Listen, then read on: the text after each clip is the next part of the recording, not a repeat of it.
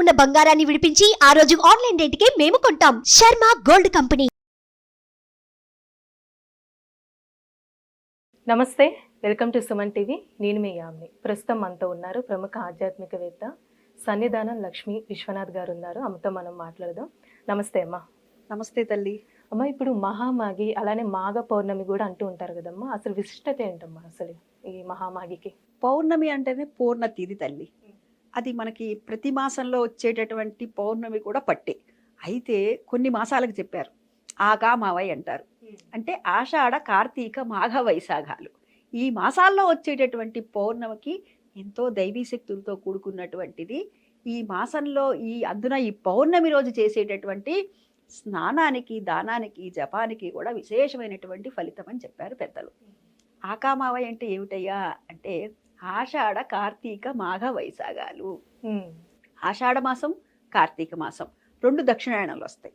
ఈ మాఘమాసం, వైశాఖ మాసం ఉత్తరాయణంలో వస్తాయి. రెండు దక్షిణాయనంలో, రెండు ఉత్తరాయణంలో వస్తాయి అన్నమాట. అయితే ఈ మాసంలో వచ్చినటువంటి పౌర్ణమి రోజున చేయవలసినటువంటి విధి విధానాలు ఏమిటి అని అంటే సముద్ర స్నానం చేయమన్నారు. సముద్ర స్నానం ఎందుకయ్యా అంటే 10 నదులు ఉన్నాయి అనుకుందాం ఉదాహరణకి. నదులన్నీ వెళ్ళి ఎక్కడ కలుస్తాయి? సముద్రం కదా. కాబట్టి ఈ 10 నదుల యొక్క స్నానం చేసిన ఫలితము సముద్ర స్నానం చేసిన ఫలితం కూడా వస్తుంది. అదే కాకుండా ఈ ఋతువు వల్ల వచ్చేటటువంటి దోషాలు అంటే అనారోగ్యాలు ఏమన్నా ఉన్నా కానీ మన దరి చేరకుండా సముద్ర స్నానం చేయటం వల్ల మనకి రోగనిరోధక శక్తి పెరుగుతుంది. అంటే సముద్రుడు సూర్యరశ్మిని పూర్తిగా గ్రహిస్తాడు. అందుకని చెప్పి సముద్ర స్నానం చేయండి అర్రా అని చెప్పారు ఆ రోజు ప్రత్యేకంగా. ఇంకా మనకి అదే కాదు, మనకి ఒకప్పుడు మన ఋషులు చెప్పారు, కానీ నేటి శాస్త్రవేత్తలు చెప్పినటువంటి మాట కూడా ఏమిటి అంటే జనవరి 20వ తేదీ నుంచి మార్చి 30వ తేదీ వరకు కూడాను పొద్దున్న చేసే అంటే తెల్లవారుజామున సూర్యోదయానికి పూర్వమే చేసేటటువంటి స్నానము ఎంతో ఆరోగ్యదాయకమైనటువంటిది. ఎందుకని అంటే అతినీలలోహిత కిరణాలు, పరారుణ కిరణాలు అందులో ఉంటాయి, ఉష్ణ సాంద్రత ఉంటుంది. అందుకని చెప్పి రోగనిరోధక శక్తి అనేటటువంటిది పెంపొందించుకోవడానికి అనువైనటువంటి రోజుగా కాలంగా చెప్తారు. ఇంక ఈరోజు చేయవలసినటువంటి స్నానం తర్వాత ఏమిటయ్యా అంటే మనకి చేతనైన రీతిలో ఈరోజు దానం చేయమన్నారు. గొడుగుల్ని, పాదరక్షల్ని, అదేవిధంగా నువ్వులతో చేసినటువంటి పదార్థాలని కూడాను మనకి ఏది శక్తి మేరకు ఏదైనా సరే ఆ రోజు శక్తి వంచన లేకుండా ఏవైనా సరే దానాలు చేయమన్నారు. ఈ రోజున మాఘ పౌర్ణమి రోజున నోములు, వ్రతాలు. ఇప్పుడు మనకి చూస్తే గమనిస్తే ఈ మాఘమాసం కూడా కార్తీక మాసంతో ఇంచుమించుగా సమానంగా ఉంటుంది. కార్తీక మాసంలో దేనికి ప్రాధాన్యత అయ్యా అంటే దీపానికి ప్రాధాన్యత. ఈ మాఘమాసంలో దేనికి ప్రాధాన్యత అయ్యా అంటే స్నానానికి ప్రాధాన్యత చెప్పబడింది. అయితే ఈ స్నానం చేసేటప్పుడు కూడా నేను చెప్పా, సముద్రం కానీ నది కానీ. ఏమంటే మరి మనం బాగుంది మీరు చెప్పారు, మనం హైదరాబాద్లో ఉన్నాం, అపార్ట్మెంట్ కల్చర్లో ఉన్నాం, ఏం చేయాలి అంటే మనకి యద్భావం తద్భవతి అని మనకి ఉన్నంతలో మనం ఏం చేయాలంటే స్నానం చేసేటప్పుడు గంగలో చేయాలనుకుంటాం, కొంచెం గంగ వేసుకుంటాం. మరి సముద్ర స్నానం విశేషంగా చెప్పారు కదండి అంటే ఆ సముద్రంనే మన ఇంటికి తెచ్చుకోవాలి. ఏ విధంగా అంటే కొంచెం గళ్ళ ఉప్పు తీసుకొని మనం స్నానం చేసే చోట సముద్రుడా నాయన నేను ఇంతే, నాకు శక్తి ఇక్కడ నా ఇంట్లో మేము చేస్తున్నాం, మేము మమ్మల్ని దీవించిన ఆయన ఆయురారోగ్యాలతో మమ్మల్ని అని చెప్పి అనుకొని ఆ గల్ల ఉప్పు వేసినటువంటి నీళ్ళని పోసుకుంటాం అనమాట. బావి ఉంటే బావిల దగ్గర, బావిలు లేవనుకోండి మరి సముద్రమో నదో బావో ఏదో ఒకటి ఉండాలి కదా. చిన్న గుంటల్లో మటుకు చేయకూడదని చెప్తారు. చిన్న చిన్న గుంటల్లో చేయటం వల్ల స్నానం అనారోగ్యం అని చెప్తారు. రాత్రిపూట పెరుగు వేసుకోవడం అనారోగ్యం అని చెప్తారు.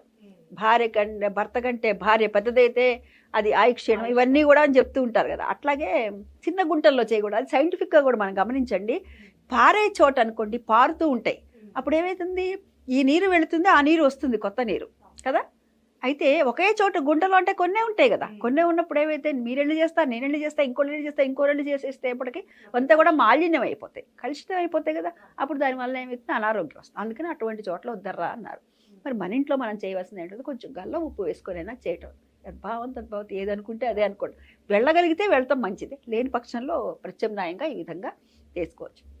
ఇంకా మనకి ఏది అనుకూలత అయితే వాటిని ఎంతగా దానం చేయటం, సాధ్యమైనంత వరకు కూడాను పూజా కార్యక్రమాలు ఏవైనా సరే, నోములు, వ్రతాలు. ఇప్పుడు కార్తీక మాసంలో సత్యనారాయణ వ్రతాలు అవి చేసుకుంటారు కదా. అదేవిధంగా మాఘ పౌర్ణమికి కూడా విశేషంగా సత్యనారాయణ స్వామి వారి వ్రతాలు చేసుకోవడం విష్ణువుకు సంబంధించి. ఎందుకంటే ఈ మాసం విష్ణు మాసం, విష్ణువుకు ప్రీతికరమైనటువంటి మాసం ఈ మాసం. మాధవుడుగా కొలుస్తూ ఉంటారు. అందుకని విష్ణువుకు సంబంధించినటువంటి స్తోత్ర పారాయణలు, నోములు, వ్రతాలు, సత్యనారాయణ వ్రతం కావచ్చు, ఇంకో వ్రతం కావచ్చు, ఇంకోటి కావచ్చు, ఏదైనా విష్ణువుకు సంబంధించినంతా కూడా ఈ మాసంలో చేసుకో. ఈ రోజున చేసేటటువంటి దానము మనకి 1000 రెట్ల ఫలితం ఇస్తుందమ్మా. మాఘ పౌర్ణమి రోజున ఏది చేసినా కూడా. ఇంకా ముఖ్యంగా ఆడవాళ్ళు చేయవలసింది ఈ రోజున ఏముందయ్యా అని అంటే, మనకి రోజు కూడా అంటే అమావాస్య వెళ్ళిపోయిన తర్వాత చంద్రుడు కొద్ది కొద్దిగా పెరుగుతూ ఉంటాడు కదా. ఇప్పుడు చూస్తాం, మరి ఇలా చూస్తాం పక్కకు తిప్పుకుంటాం, కానీ పూర్ణచంద్రుడిని చూడంగానే ఆనందం.